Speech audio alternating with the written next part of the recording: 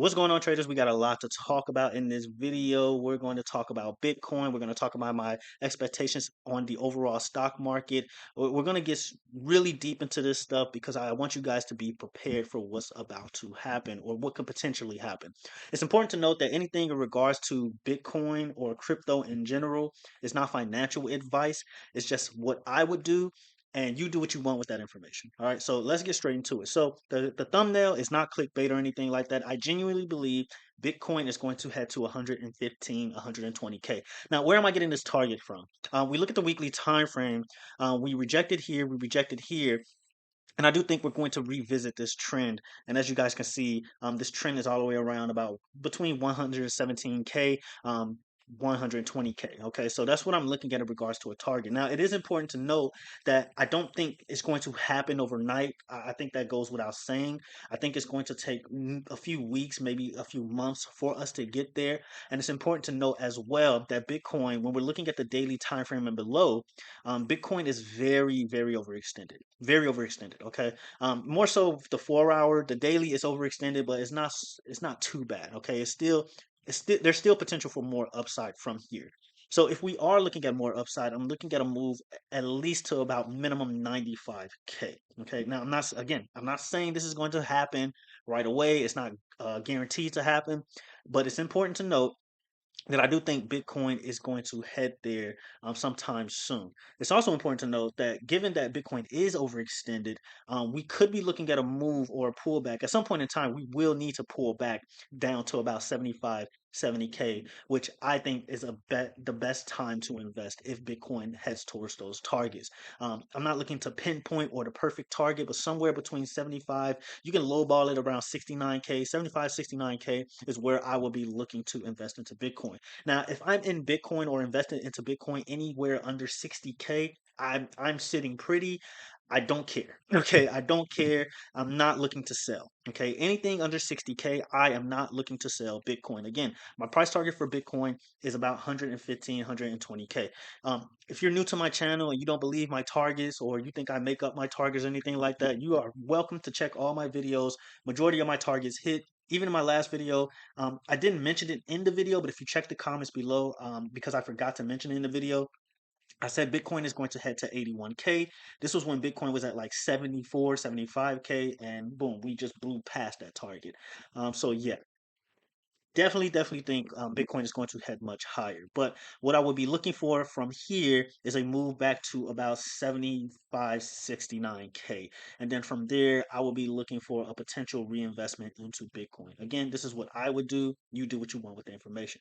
So that's really all I have for Bitcoin.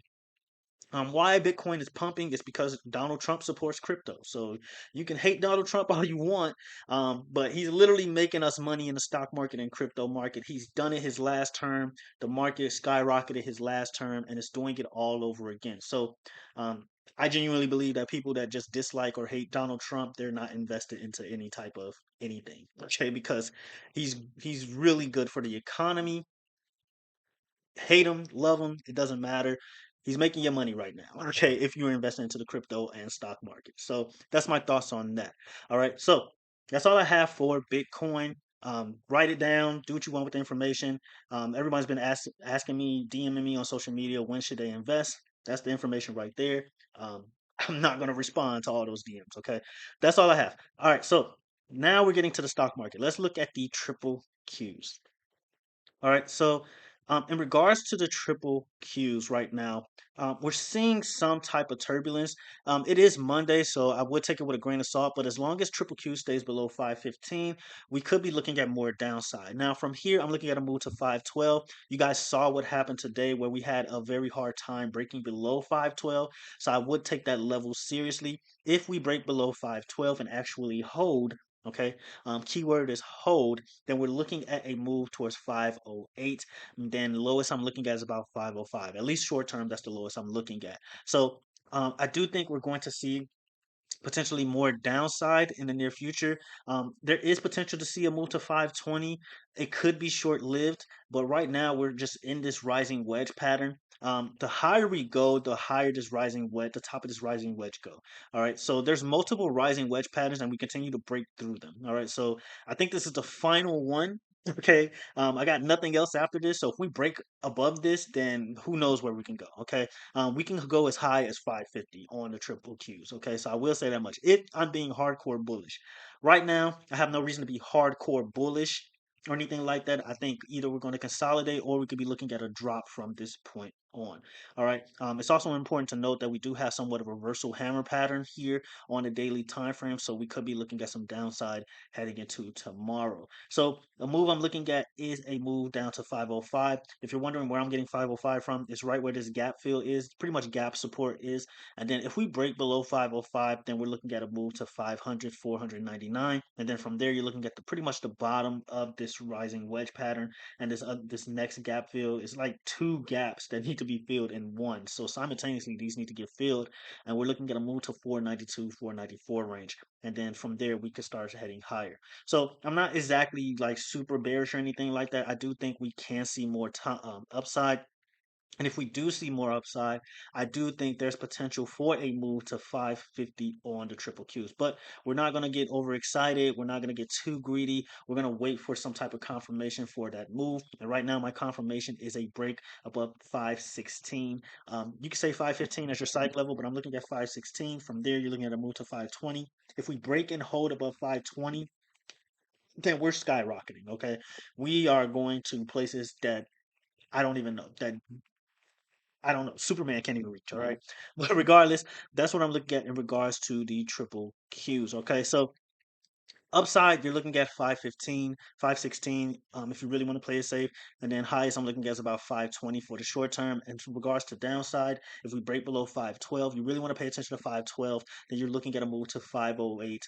We can say 510 as your psych level, but right now I'm looking at 508. Lowest I'm looking at is 505. And then anything lower than that, we'll have to pretty much adjust from there. Okay, so we'll see. In regards to the SPY, so I've been showing this and I've been sharing this over and over in the Discord a lot. I'm sure they're like tired of me constantly sharing this, but I just wanted to pretty much reiterate that you want to be careful here. I said this in the last video. Be careful up here at around 600, between 600 and 602, because if we zoom out on a daily time frame, you see it here. We rejected here, we rejected here, and then we're back up here again. And as you guys can see, what happened today, we got to 600, but then we started to reject. Now, it's not a crazy rejection or anything, but it is something to note and pay attention to considering where we are. Okay, again, we're pretty much at the top of this channel. So we could, I mean, the SPY doesn't necessarily have to break completely down or anything like that, but as long as we're below 600, we could be looking at a little bit more downside. If we get below 598, because if you paid attention today, we've been holding 598 pretty strong. So just like we're holding 512 on the triple Qs, you want to pay attention to 598 on the SPY. And if they break, you want them to kind of break simultaneously to be somewhat bearish on the market. So that's what I'm looking at in regards to the SPY. So again, we get a closer look here. And as you guys can see, we haven't exactly touched the top of the trend, and maybe I'm just slightly off or anything like that. Again, I'm not drawing for perfection or anything, but I mean, maybe we look for a rejection here, or the SPY just does one of these moves until we get whatever news comes, maybe Jerome Powell, something like that, and then we break down. Okay, that's what I'm looking at. I'm not looking at anything crazy in regards to upside. I told you guys that 600 is going to be a very tough level to get past, and that's what we're having a hard time doing. So 600, between 600 and 602 is what I'm looking at. If we just manage to break above 602, then we're definitely, there's a good chance we're heading to 605, and then highest I'm looking at least for now, is about 610. Okay, so we do have a lot of gaps to the downside. We break below 598. We're easily heading to 595.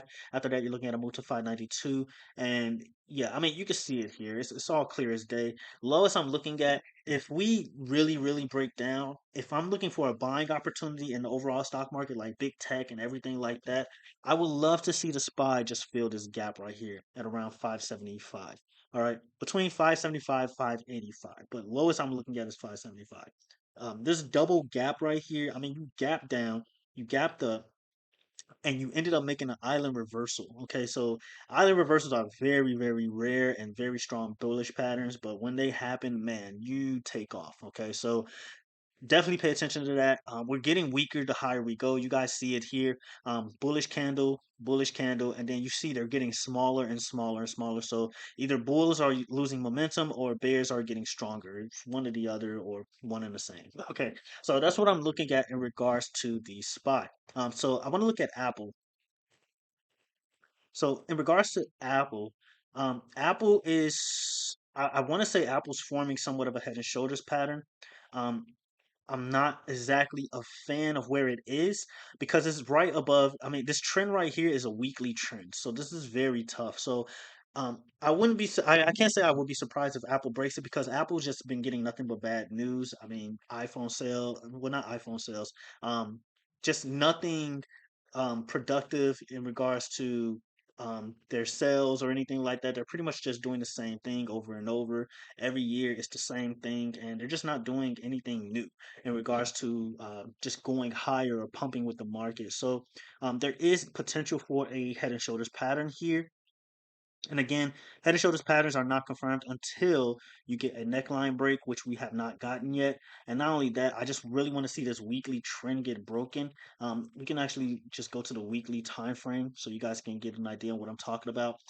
So we bounced here, then we broke down. We did this whole coaster ride, and as you guys can see here, we're just really trading in this range, which can be really annoying. So if we just so happen to break below this area right here, this trend line right here, Apple can head as low as about 210. So that's what I'm looking at in regards to Apple. In regards to upside,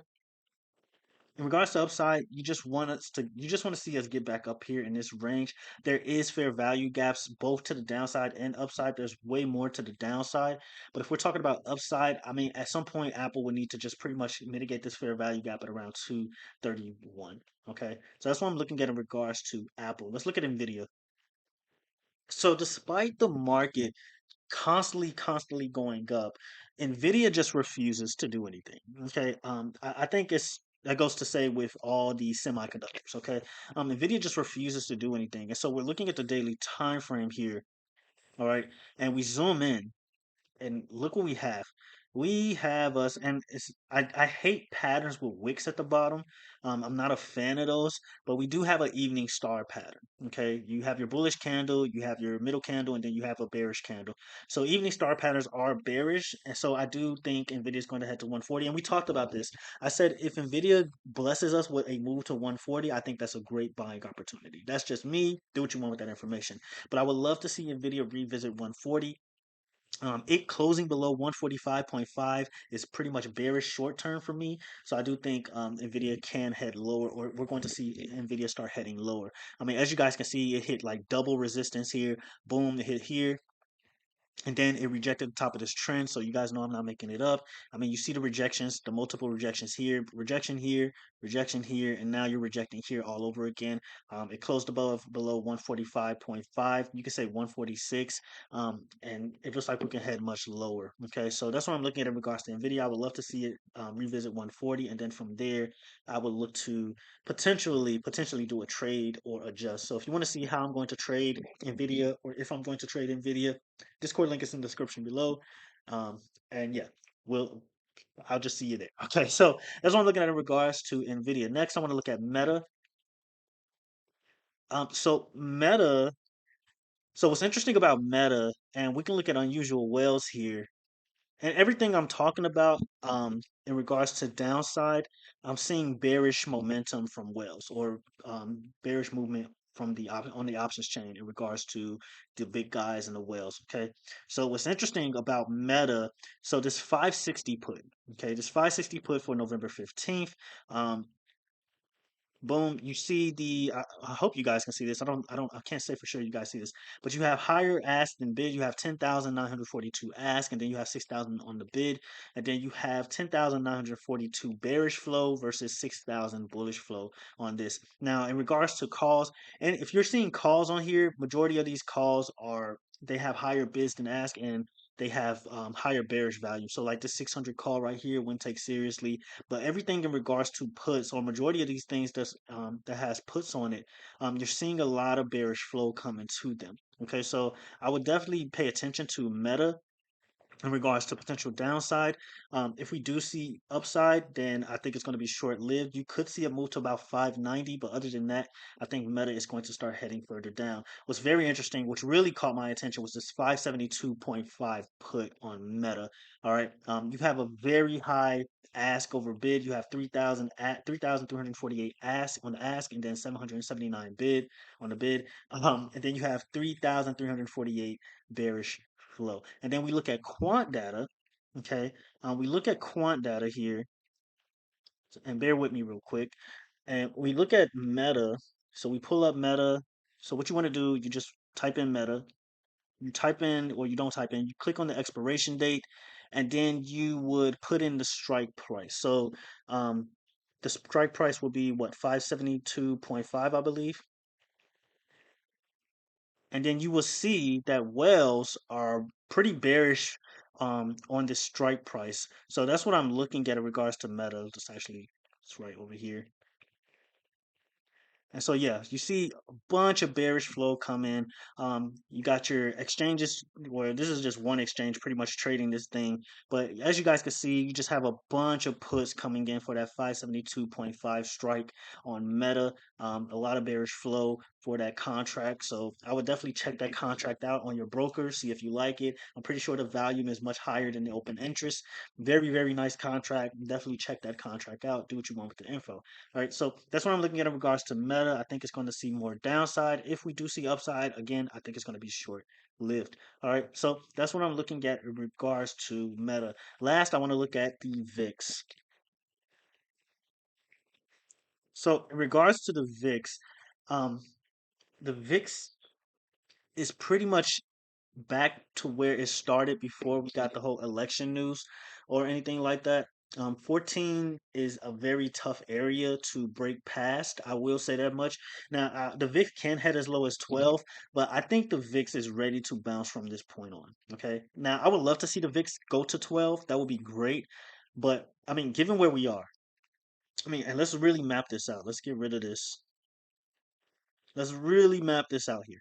So, given where we are, I mean, look at all the support in this area here. This is actually a supply and demand zone at this point.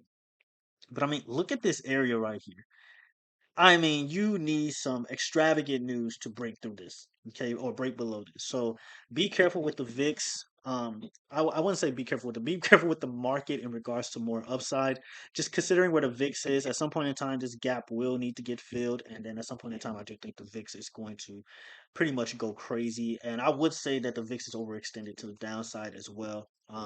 And yeah, so I would be careful between here and 12. I think the VIX can shoot back up, and then that obviously the market would do the opposite of that and drop. So just be very careful in regards to trading more upside. Do what you want with the info. That's just what my thoughts are. Okay. So that's all I really have for this video. Hopefully you guys got something out of it. If you have questions, feel free to comment your thoughts below. If you agree, let me know. If you disagree, let me know as well. Maybe I missed something. Just keep it respectful as always. And Discord links in the description below if you want to see how I'm going to trade this market. And that's all I have. Until the next video, traders, have a good one.